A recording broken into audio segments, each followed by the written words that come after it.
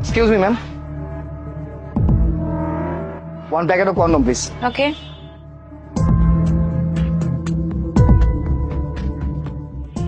না বেবি, আজকে এটা না, আজকে না চকলেট। আচ্ছা ম্যাম, আমার বেবি বলছে চকলেট, সো চকলেট।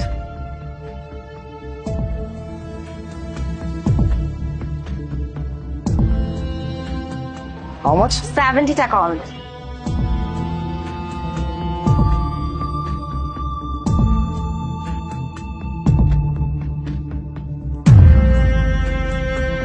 আরে ম্যাডাম, আপনি তো 40 টাকা দিয়েছেন, 70 টাকা হয়েছে না? তাহলে তো হিসাবে আপনি আমাকে 30 টাকা ব্যাক করবেন।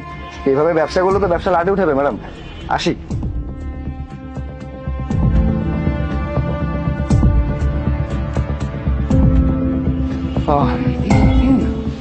এক প্যাকেট কন্ডম প্লিজ।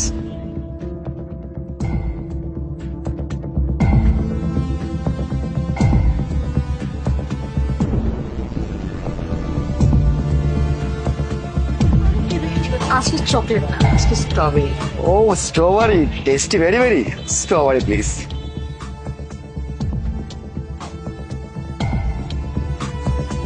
100 টাকা। ওকে।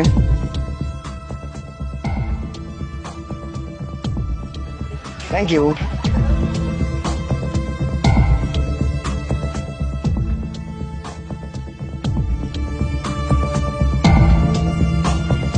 Excuse me, one packet of. Wait, আপনারা কি নিতে এসেছেন সেটা আমি খুব ভালো করেই জানি।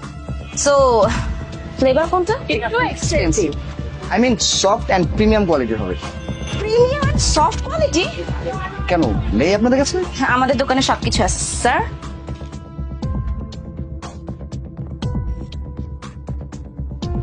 $200 টাকা। Yeah, sure. Thank you so much.